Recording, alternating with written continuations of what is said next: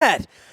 There's not a lot on the Orioles calendar that you have to circle and make sure that you get to the yard or tune into your Masson network, but certainly the first week of June is the place that I'm sure Sig Mejdal and Mike Elias had circled. Certainly Luke Jones and I have circled it.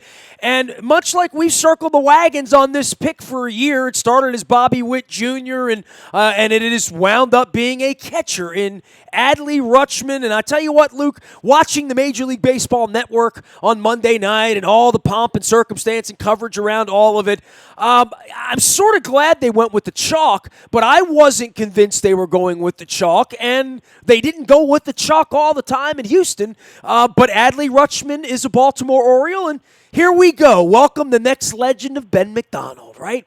Right. The next face of the Orioles rebuild in Adley Rutschman. And it's funny, right off the bat, a switch-hitting catcher with a name that's difficult, a last name that's difficult to spell, and he's used to wearing orange and black. The Matt Wieters comparisons write themselves, right?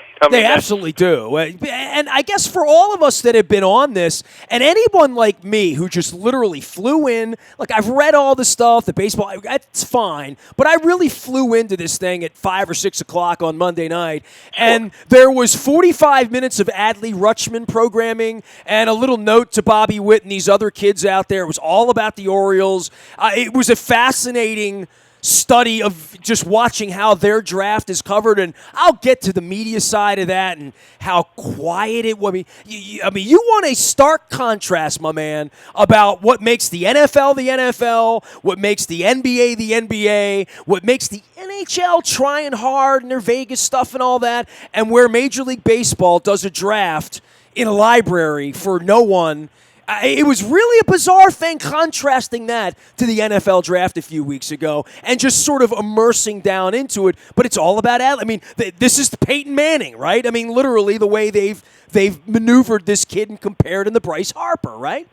Well, there are people, and I've seen multiple draft pundits say that this is the best draft prospect since Bryce Harper, which was 9 years ago. That was the Manny Machado draft in 2010. So, and to be very clear about this, Bobby Witt Jr. drew a lot of attention last year because of who his dad is as a former Major League pitcher, and the fact that he was gaining so much notoriety as a high school player. But Adley Rutschman, even last year, was considered the number one pick in 2019.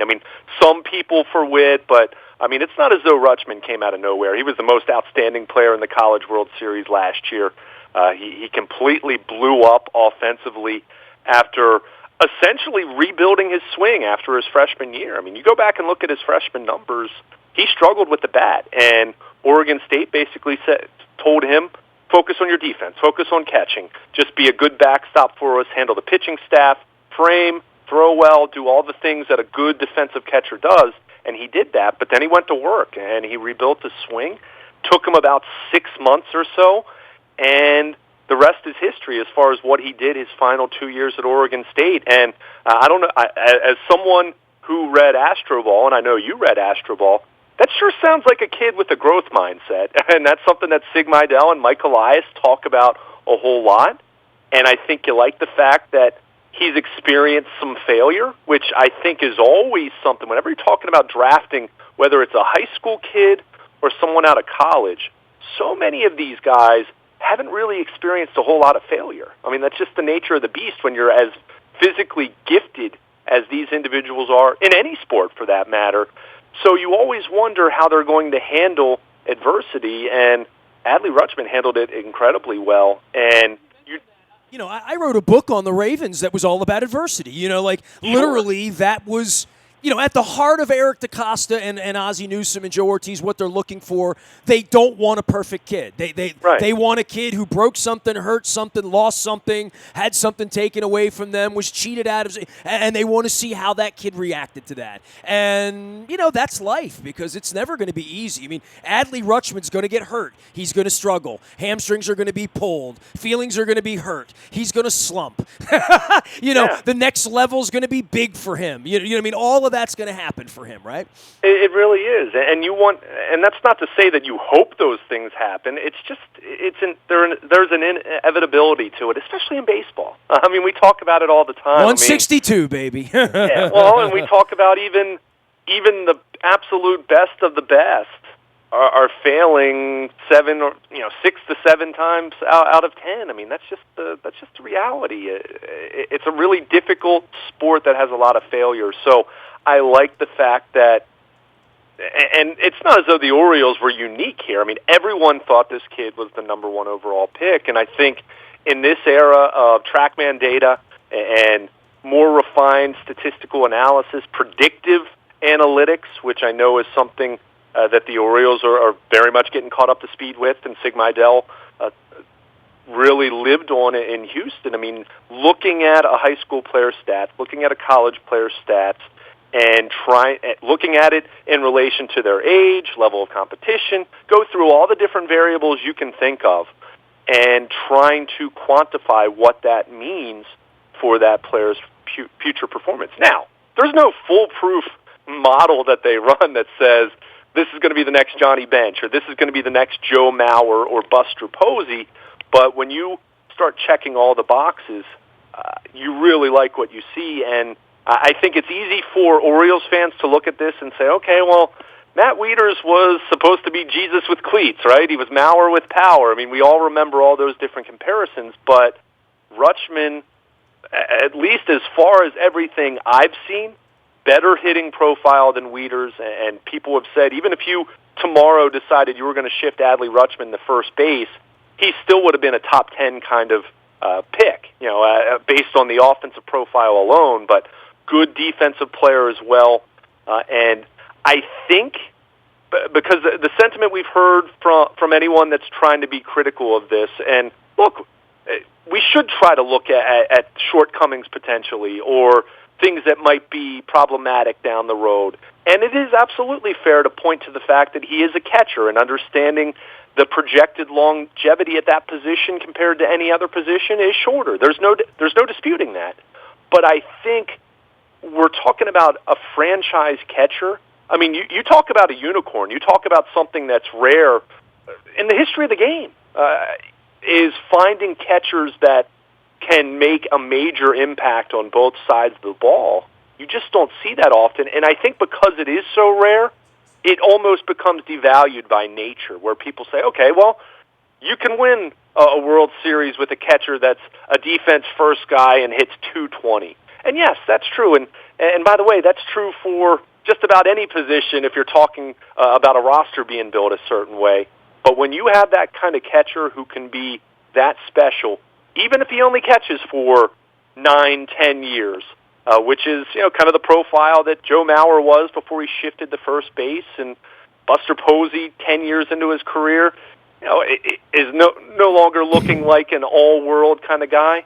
But you get so much value over that period of time that it really does help your roster. And in the case of Rutschman, because people have talked about this, and you and I have debated this at a couple of different points even, understanding that his development ideally should go pretty quick. We're talking about someone who I'm guessing won't be in the major leagues next year because the Orioles won't speed it up that dramatically, given where they are. But it's going to be tough to keep him in the minor leagues too long. But my point with that is, yes, maybe the Orioles aren't going to be ready to contend for another 4 years, maybe 5 years when they're really, ideally in a position where they're in contention.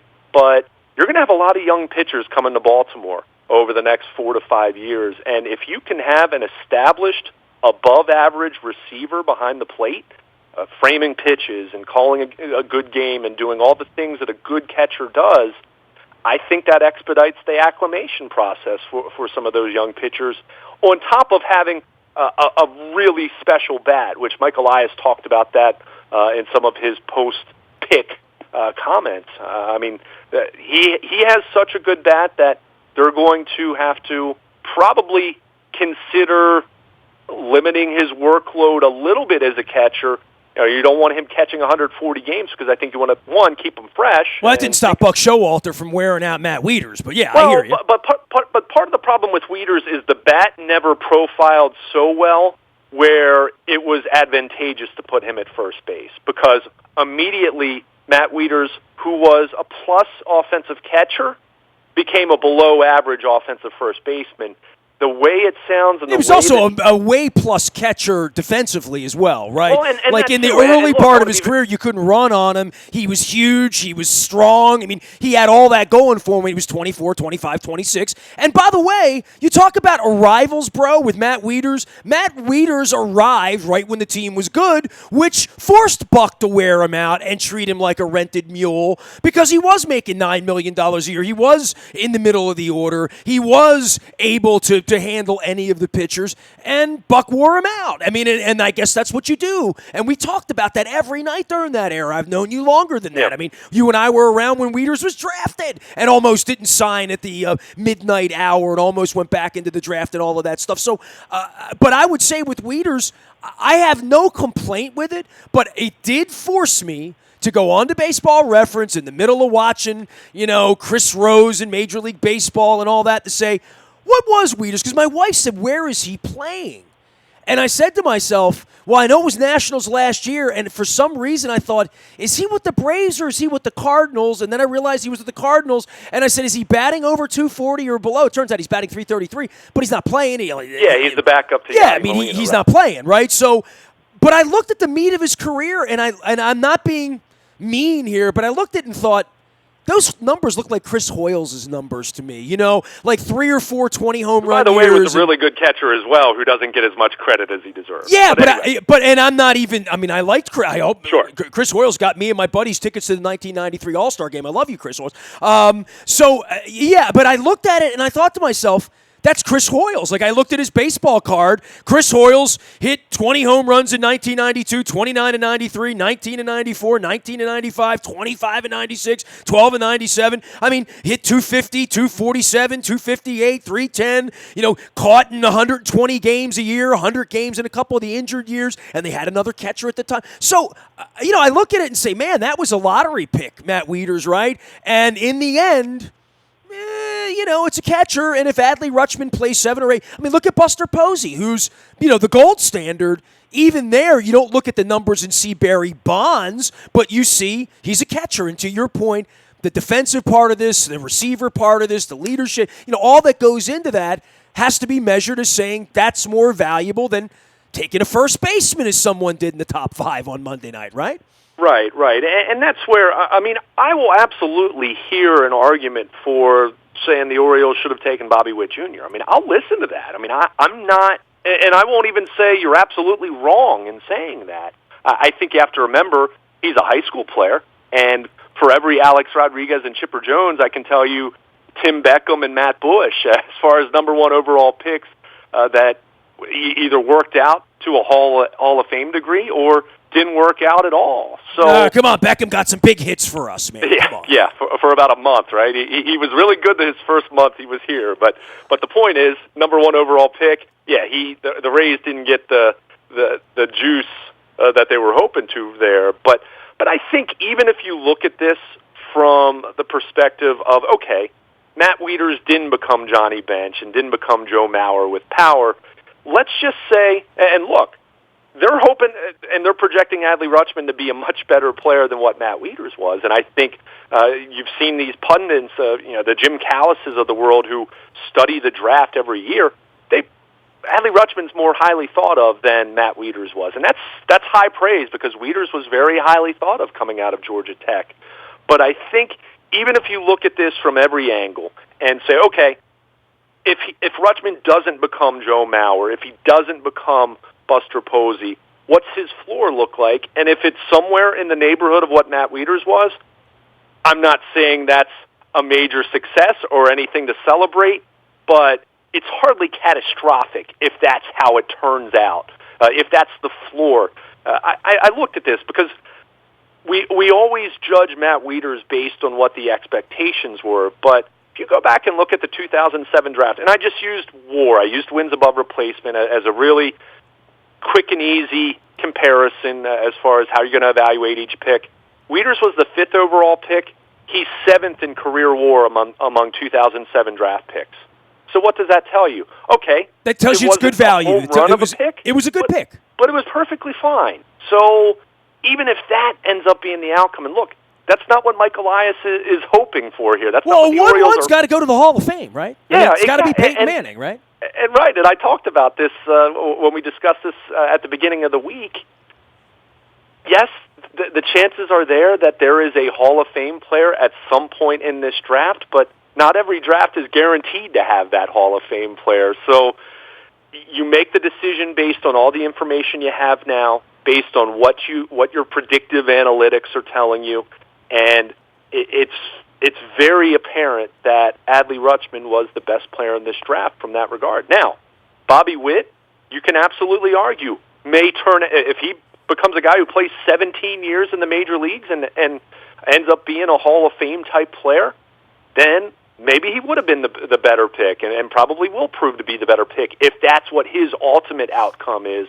But a high school player does have a longer path of development, and that inevitably when you have a longer path of development to the majors, sheer probability tells you it's more likely that something's going to go along the way, whether it's an injury, whether it's something in his swing profile, whatever it might be. And that's not to say that Witt won't be a great major league player either, but I think if you're the Orioles, looking at where they are and looking at what they're going to need, understanding that if a pure franchise catcher is a rarity, and I even looked at Mike Elias's track record in Houston, there wasn't an overwhelming emphasis placed on drafting catchers. I think the highest round in which he drafted a catcher was the third round. I think there was a fourth-round catcher that they drafted, but you can't look at him as being a catcher as being a negative thing, right? Like, that has to be considered a positive thing. Yeah, I mean, not a negative thing. Right. I mean, I think it depends on how you view it. Now,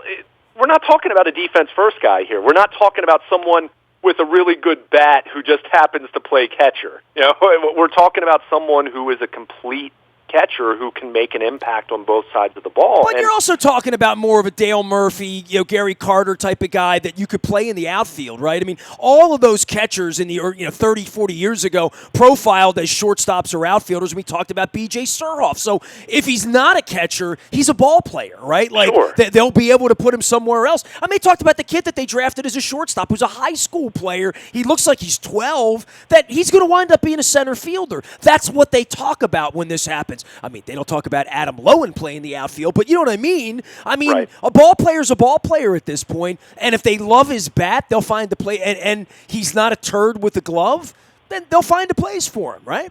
Right. And I think that, the comparison that people make as far as where Rutschman ranks, some people said Andrew Vaughn, the first baseman that ended up going third overall to the White Sox, might have a little bit better of just a bat if you're just looking at that specific skill. But even people who feel that way think Rutschman's very, very, very close in that one skill. So my point is, even if Adley Rutschman weren't a catcher, he still would have been a top 5, top 10 talent based on the offense alone. Then when you throw in the defensive profile, you're talking about something that's incredibly rare. I mean, this is a true both sides of the ball franchise catcher that's more rare than a franchise quarterback. So, and I know we're talking about a different sport here. Yeah, because catchers don't get taken one. Quarterbacks get taken one every year. Yeah, sure. And I want to be very careful. And I said this to you before the Orioles even drafted Rutschman.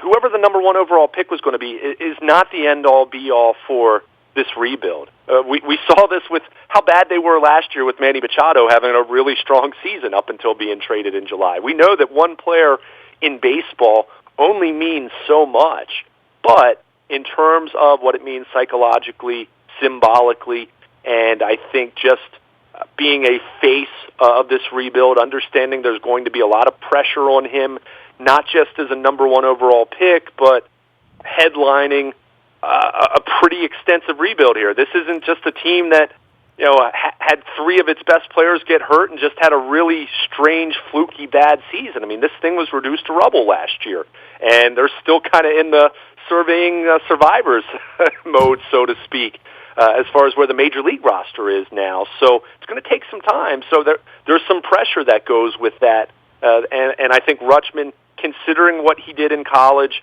playing in the College World Series, being the most outstanding player, considering what he did this year with, three of his regular Oregon State teammates being drafted last year, and not having nearly as much protection in that lineup, to see the numbers he puts up, and they were video game numbers. I mean, you go down the list as far as what he did well, and the number of walks and everything. You know, there's no one disputing this pick. I mean, I literally it's tough because I've found myself over the last week or so as just, and I'm not someone that follows college baseball incredibly closely. I had heard of Adley Rutschman last year, certainly. I was familiar with what Oregon State and what he did last June in the College World Series, but not someone I watch every day or read up on every day. But over the last week to 10 days, I've just tried to find viewpoints that aren't very flattering of him. And it feels like, and think about the NFL, for example, even the top 5 picks. I mean, whether it's Kyler Murray or Baker Mayfield or Sam Darnold, Lamar Jackson, go down through the list of all the different quarterbacks. Even the guys that are the most polished of quarterback prospects, you'll still find plenty of people who don't like them for whatever reason. And about the most you could come up with Rutschman is just pointing to some of the volatility and shelf life of a catcher. I mean, that's really all you've really seen. I mean, people think he's a good enough athlete, certainly, that he could move on to first base. I've even seen, he's not fast, but I've seen people say that they still think he's a good base runner, despite not being overly fast. So you kind of just go through and try to poke holes in it. I mean, you should do that, by the way. I mean, especially if you're Mike Elias and the Orioles, you better be trying to poke holes. But everybody in the industry poked a hole, not just, Yeah, but you found very, very little in the way of negativity, and that's where you kind of get into the whole, it feels too good to be true, right? Yeah, and maybe it will be too good to be true. And look, I mean, there's no guarantee. I mean, I can remember some of the prospects, number one picks of the last 20 to 25 years, not just Orioles picks, but anyone. There are plenty of guys who were, quote, sure things who ended up not being very sure. I mean, that's I remember when the Craig Worthingtons and the Ken Gerhardts were for 5 minutes. And Pete Stanisek, too. Bob Bonner. He is Luke Jones. Baltimore Luke out on Twitter and Luke at WNST.net. Talking about too good to be true, Fadley's Seafood is sponsoring us and Baltimore Positive and WNST. We're going to be down at Fadley's on this Thursday, and again on June 20th. June 20th, Mayor Jack Young's going to be joining Don Moeller and I. This Thursday, we're going to be joined by Donald Fry, the Greater Baltimore Committee, as well as the Fadley Divine family. If you've seen the famous crab cakes, we're going to be telling those stories. It's Baltimore. I can't think of a more Baltimore positive story than Fadley. So they are our new sponsor. Come down to Lexington Market. Make sure you're supporting them, us, the city, all of that. We're bringing Baltimore back. That's what Baltimore Positive is all about. Also, shout out to our friends at State Fair. We had Freeman Rabowski with us last week. If you have not heard that, out in the BuyAToyota.com audio vault or here at AM 1570. Just an incredible conversation with UMBC President Freeman Rabowski. Baltimore Positive has been all of that with Barbara Mikulski and Dutch Rupersberger and Malia Cromer, as well as Damian O'Doherty. This week, Donald Fry at Fadley's. Big shout out to our friends at Fadley's State Fair for sponsoring us over in Catonsville and Evan. Get over there and get yourself a Benedict. We'll be back at State Fair next month. This month, we're going downtown to Fadley's. But I promise, you'll see me eating something Benedictine out there at State Fair in Catonsville. And certainly at night, they have these beautiful lights out there in Catonsville. Also, shout out to our friends up in Hartford County, Full Circle Tire and Auto. Tires, and more tires. 38 brands in stock. The 1995 oil change. And you can always find them. 410-676-CARS. And they pick up and deliver from your home or office. It's true. They're in Bel Air, but they'll come to you. Make sure you like them out on Facebook. Full Circle Tire and Auto. Dave's been taking care of me since the nasty van days. 410-676-CARS. Also, Johnny D's sponsoring us. The Hideaway. You know one thing when it says Johnny D's, it's homemade. I've been eating Johnny D's for years. Shrimp salad. Everybody brags on the shrimp salad, but real turkey there as well. They have the catering hall. They've been doing it since 1954 at a mosque in Parkville. Say hello to Johnny D. He's probably excited about Adley Rutschman. He's a true blue Orioles fan. Johnny D's Lounge and the Hideaway in Parkville. Also, our friends at Adams Extreme Motorsports. We're going to be doing some stuff up there in Aberdeen. You see Steve, say hello. We had him on the program last week. They are doing all the lift kits, all the cool Jeep stuff that we learn about. You can learn more about what they do with the Extreme Motorsports up in Harford County. 410-879-5800. You build your own dream Jeep at Adams. And, of course, Curio. I've got my Curio hat on right now. Brian Sanderoff got me on this hyaluronic acid thing for my hip. My hip's been a little funky. If you see me moving around on the webcam, stretching out my hip, it's from walking too much through the streets of New York and other places. But Curio Wellness, more than just a cannabis education facility. They do massage there, deep tissue, tons of education, and lots of holistic stuff, including my stuff I'm doing to try to stop sneezing on the air. This grass pollen is killing me out there. Curio Wellness in Timonium. Come in, experience the Curio way. And, of course, my pal Brian Sanderoff. And if you are interested in cannabis education or anything medicinal about that, they are the resource. Find them in Timonium and at CurioWellness.com. All right, Luke is here, and Luke, for me on the Rutschman thing, it was so fascinating just to watch the draft, right? We're going to be talking about this kid for a long time. I'm going out to Corvallis. I'm getting Rob Nyer on this week. I'm bringing Dan Sagal on, his coach in the Corvallis Knights, all that, or manager, I should say, but sort of the group organizer. I'm learning about amateur baseball now and Johnnies and all the stuff around here and the modern-day version of all of that. But watching what's wrong with baseball, and you and I sit around and talk about what's wrong with baseball all the time and how we can fix it and all that stuff.